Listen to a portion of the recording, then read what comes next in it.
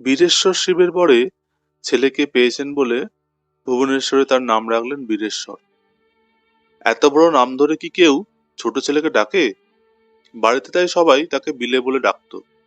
কিছুদিন পরে অন্নপ্রাশন হলো, তখন তার নাম হলো নরেন্দ্রনাথ দত্ত।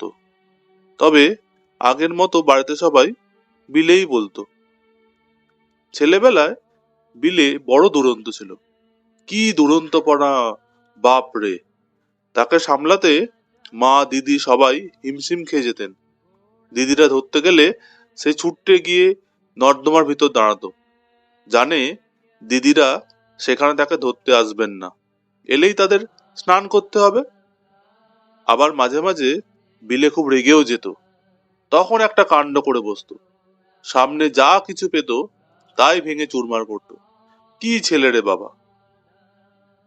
মা রাগ করে পাড়ার বামুন বুড়িকে বলতেন, ছেলের জন্য বাবা বীরেশ্বরের কাছে কত প্রার্থনা করেছে। তা বাবা বীরেশ্বর শুনলেন বটে, তবে তিনি নিজে না এসে শেষ পর্যন্ত একটা ভূতকে পাঠালেন। বামুন বুড়ি অমনি ষাট করে বলতেন, অমন কথা মুখে এনো না গো মা, ভূত নয়, বীরেশ্বর নিজেই এসেছেন তোমার কোলে।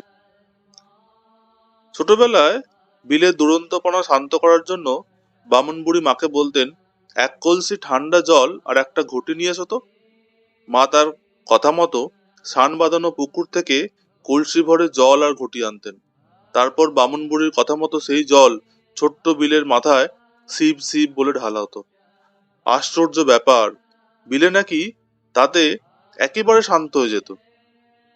ভুবনেশ্বরী আবার কখনো কখনো বলতেন, এভাবে দুষ্টুমি করলে শিব তোকে কিন্তু আর কৈলাসে যেতে দেবেন না।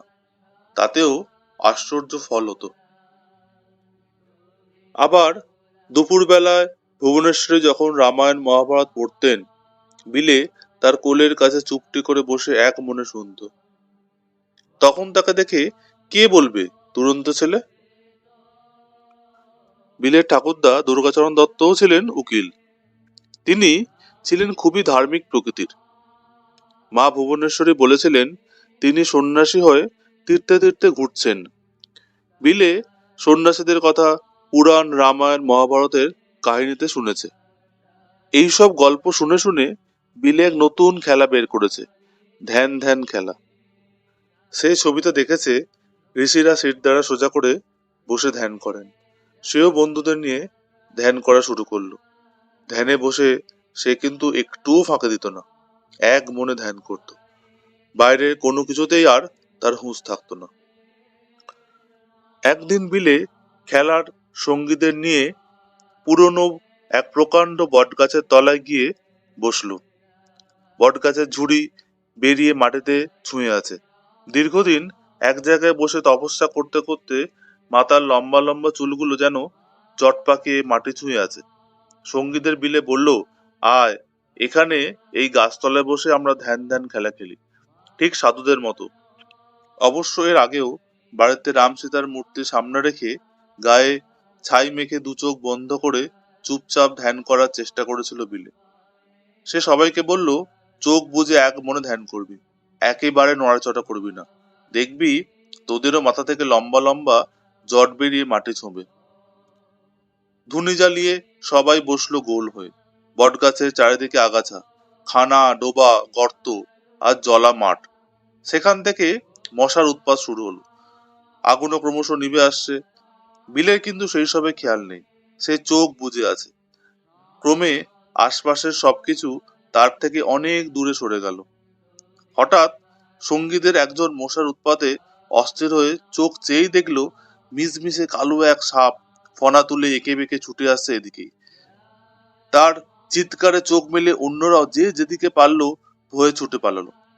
চিৎকার করে তারা বলল, ওরে বিলে, পালিয়ে আয়, পালিয়ে আয়। কিন্তু বিলে কিছুই যেন টের পেল না। তার মন যেন সত্যি অন্য এক জগতে চলে গেছে, বহু দূরে কোথাও হারিয়ে গেছে। খবর পেয়ে বাবা মা ছুটে এলেন, সঙ্গে এলেন আরো অনেকে। কাছে এসে মা যখন ডাকলেন, তখন বিলের হুঁশ হলো। সবার চোখে উদ্বেগ আর দুশ্চিন্তার ছাপ দেখে বিলে তো অবাক। পরে সব কথা শুনে সে আরো বিস্মিত হলো। এত কিছু ঘটনার কথা সে কিছুই জানতে পারেনি। তবে কি ধ্যান করা তার সফল হয়েছে? বিলেদের বাড়িতে প্রায় দলে দলে ভিখারি আর সাধু সন্ন্যাসীরা আসতো। ঠাকুরদার মতো বিলেরও সন্ন্যাসীদের ভালো লাগতো, আর গরিব দুঃখী ভিখারি দেখলে খুব মায়া হতো। কাউকে ফেরাতে মন চাইতো না, সাধুদের ডেকে গল্প শুনতো। একদিন এমনি একজনকে শুকনো মুখে হেঁটে যেতে দেখে সে জিজ্ঞাসা করলো কি চাই তার। সাধু থমকে দাঁড়িয়ে বললেন, দেবে তুমি ভিক্ষা? মা তখন ঘুমোচ্ছিল, ভাঁড়ারও তালা বন্ধ। খুব ভাবনায় পড়লো বিলে, তাই তো, একে কি দেওয়া যায়। হঠাৎ নিজের পরনের ধুতির দিকে নজর পড়লো বিলের। বাবা সবে কিনে দিয়েছেন, আনকোড়া নতুন ধুতি। তাড়াতাড়ি সেটাই খুলে সে সাধুকে দিল। খুবই আনন্দিত হয়ে সাধু বিলেকে প্রাণ ভরে আশীর্বাদ করতে করতে চলে গেলেন। ভিখারিরাও থাকতো তককে তককে। ভুবনেশ্বরে তো সারাদিন সংসারের কাজ নিয়ে ব্যস্ত। কাজের ফাঁকে ভিখারিরা এসে চুপচুপি কেউ চাল চাইতো, কেউ বা বলতো 2 দিন খাওয়া হয়নি, আবার কেউ পরনের কাপড়ও চাইতো। বিলেও এদিক ওদিক তাকিয়ে দেখতো কাছে পিঠে কেউ আছে কিনা।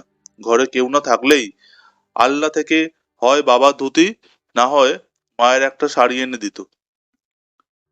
জিনিসটা সস্তা কি দামি তা ভাবতই না। মা তো মহা মুশকিলে পড়লেন।